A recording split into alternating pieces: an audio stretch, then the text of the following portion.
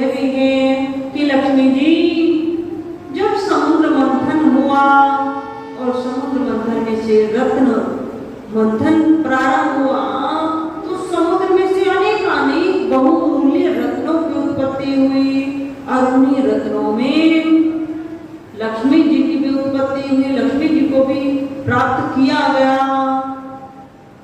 लक्ष्मी जी को प्राप्त किया गया और लक्ष्मी जी ने देवताओं में भगवान श्री हरि विष्णु जी का वर्ण किया।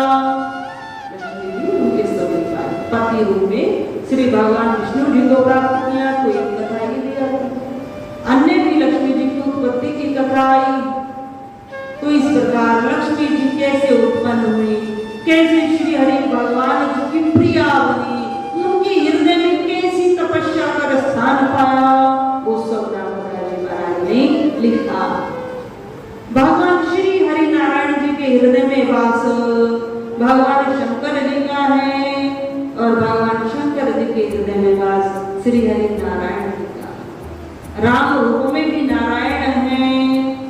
तो इस प्रकार माँ लक्ष्मी जी उनकी अर्धांगिनी, तो उन्होंने भगवान विष्णु जी के हृदय में थोड़ा सा स्थान पाया। वो स्थान भी बहुत तपस्या कर पाया, सामान्य तरीके से नहीं पाया माता, बहुत बड़ी तपस्या उन्होंने की है, तब जाकर वो स्थान उनको मिला।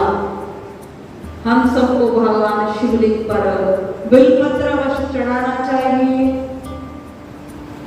अब बेलपत्र क्यों चढ़ाना चाहिए? अब देखो 3 पत्ते हैं पर हर एक 3 पत्तों में इतना क्या बल है जिसपे भोला बदल है। उन्हारे 3 पत्तों में इतना क्या बल है जिसपे भोला बदल है। भजन गाती माताएं बहुत सुंदर, परंतु वो साधारण पत्ता नहीं। माता लक्ष्मी जी ने जब भगवान की हृदय में स्थान को पाया तो संपूर्ण हृदय में भगवान शिव जी विराजमान है। भगवान नारायण ने कहा, देखो देवी, ये शिव जी जब हटेंगे तभी तो तुम आओगे ना। अब शिव जी ही हमारे हृदय में वास कर रहे हैं तो शिव जी विश्राम लेंगे, दूरी पर जाएंगे, तभी तुम्हारा आवास मेरे हृदय में होगा। और प्रत्येक अर्धांगिनी चाहती है कि मेरे पति के हृदय में मेरा वास। प्रत्येक जो नारी है, पतिव्रता नारी है, वो यही चाहती है। वो सुख दुख सब सहन कर जाती, सारे कष्ट सहन कर जाती है, बस जो मेरे पति देव हैं वो मुझे आदर दें, वे मेरा सम्मान करें, मेरे शब्दों को महत्व दें, यही चाहती। तो लक्ष्मी जी ने कठोर तप किया, भगवान शिव जी प्रसन्न नहीं हुए। भगवान श्री हरि नारायण जी ने कहा था, शिव को प्रसन्न करो और भगवान शिव से ही अपने स्थान को प्राप्त करो। नहीं प्रसन्न हुए तो लक्ष्मी जी ने अपने अंगों की आहुति को यज्ञ में डालना प्रारंभ किया। अब अपने शरीर के अंगों की आहुति को डाला तो भगवान शिव जी प्रकट हो गए और प्रकट होकर कहा, माँ ये आप क्या कर रही है? तब माँ लक्ष्मी जी ने कहा कि मैंने इतना कठोर तप किया, आप प्रसन्न नहीं हुए, तो इस शरीर से जब मैं अपने स्वामी के हृदय में वास नहीं कर सकती तो मेरे इस शरीर का कोई महत्व नहीं है, तो मैंने इसे क्या आहुति को देना प्रारंभ किया, मेरा जीवन व्यर्थ है।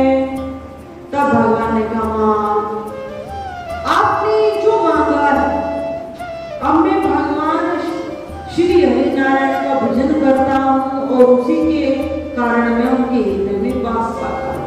माँ आपने बहुत दुर्लभ वस्तु भगवान से कही है, उनके हृदय में स्थान मुझे मिले, तो इसलिए आपका तप भी कठिन रहा है।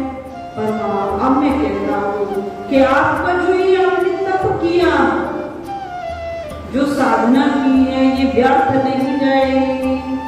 और ऐसा कहा गया है, एक कथा बिलपत्र की यहाँ पर आई है कि जो माँ ने अपने अंगों की आहुति यज्ञ में डाली, वहां से बिलपत्र का पौधा उत्पन्न हो गया।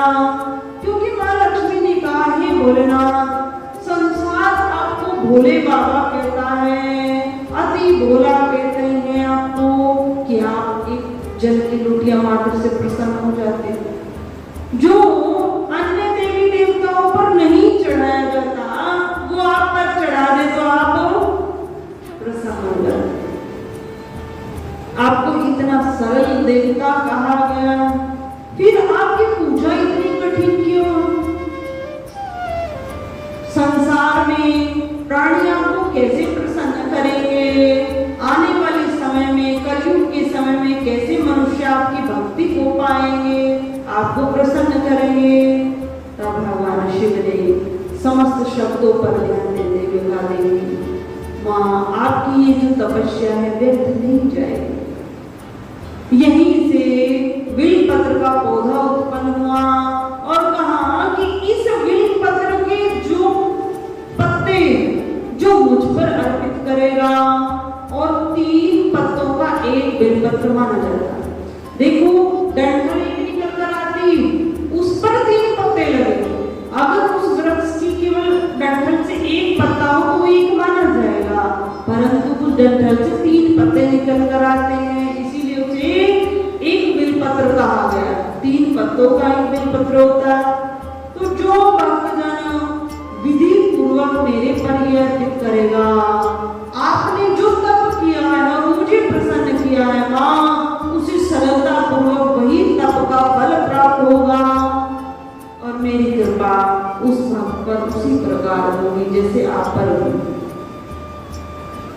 तो देखो कितना बड़ा पुण्य है बिलपत्र चढ़ाने का, पर हम नियम से चढ़ाएं।